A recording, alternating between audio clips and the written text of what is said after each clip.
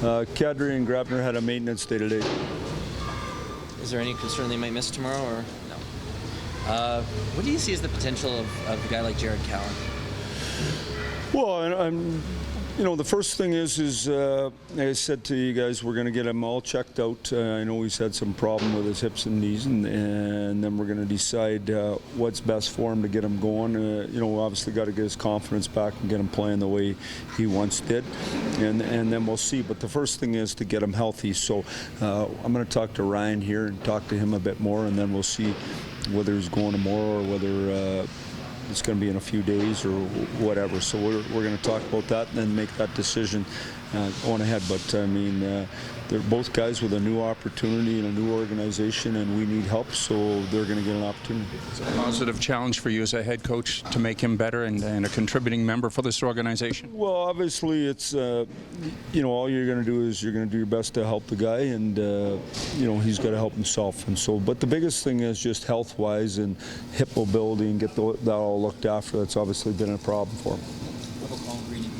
Yeah, I mean, just a big kid who skates hard and, had some good years in the league and gets an opportunity with us, and we got to get him up and running and going and helping us out. But he's a big body who can skate, and we need pace, and he has pace. Kadri had the gesture on the bench last night. Do you talk to him about that, or? Yeah, I did. Just a young kid getting carried away, or? Well, obviously, I thought it was a good hit.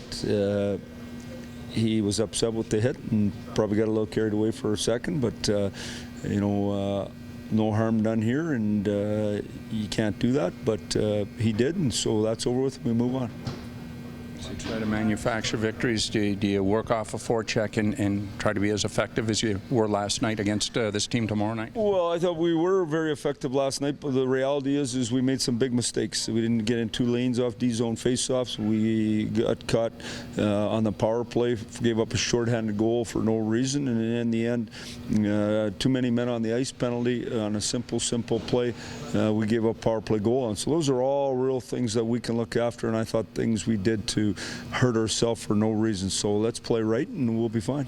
There's been so much about deconstructing this team, Mike. Now you lose your captain, and we all understand why, but you're trying to coach a dressing room. Is it difficult to build a team when there's so many guys going out the door? Yeah, I don't know. Since I've been here, no one's gone out the door except Dion, if I'm not mistaken. So, in the summer. But, so this has been our group, and we've tried to do the best we can with our group. The people who got hurt, we got no control over, obviously. But, my job's to get up every day and do the best I possibly can with the group and help Lou make the best decisions for our franchise. Lou and Shani make the best decisions for our franchise, and that's what we're doing. So, we're excited to have a game tomorrow, and let's get on with it. Lots of anticipation, obviously, about facing Connor McDavid. What's your feeling about? Well, it looks like he's a real good player, but I've been reading about it for a long time, so I get a chance to see him live. Obviously a real talented guy, can really skate and make plays and plays with high speed. They have a significant amount of talent on the Oilers group. They've been drafting high for a long time, and so they play with pace. They're a team that can hurt you offensively for sure. You say Kadri's going to play tomorrow? I'm sorry. Yeah, that's what I thought. Are you sure in your mind, you watch a lot of players, are you exactly sure what kind of player he is yet? Do you know where he fits in the long-term scheme? What he's playing? Yeah, I think he's a really good player. I think he's an excellent player. I think he's better than I could ever thought coming. He plays hard every night. He's mean. Yeah, he gets the puck through the neutral zone and makes plays. I like him. I think he's a real good player. Like, when you look at the challenges of building a team in this league, and you look at the Oilers, who've picked #1 4 times recently, and they're still at the bottom of the standings. I mean, what does that say about how difficult it is? Well, it's hard. I mean, obviously, if it was easy, and it was fair, everyone would win the cup once every 30 years. But the great thing about the good franchises, they don't think like that. They want to win it every year. So if you manage it right, and you draft right, and you develop right, you can be good for a long time. So that's what we're in the process at now. Back, and you've had lots of success, but now you're both coaching teams that are where you are in the standings. You look at it and say, okay, it's a long road for both of us. Yeah, I mean, I talked to Todd today.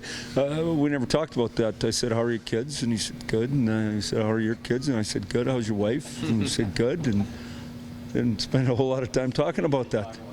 Are you are in the standings or anything. No, I mean, you know, we're big boys. We signed on, right? You know, no one tricked us. So we knew what we're getting in for. We know how hard the league is. When you've had success, you know how hard it is to have success. So, you know, I never promised anybody anything was going to happen overnight. I don't know how long it's going to take. I just know if you do it right, you can have a good run for a long period of time, and that's our plan. And your guys' job is to ask questions. You do that well, and my job is to stick to what I'm doing.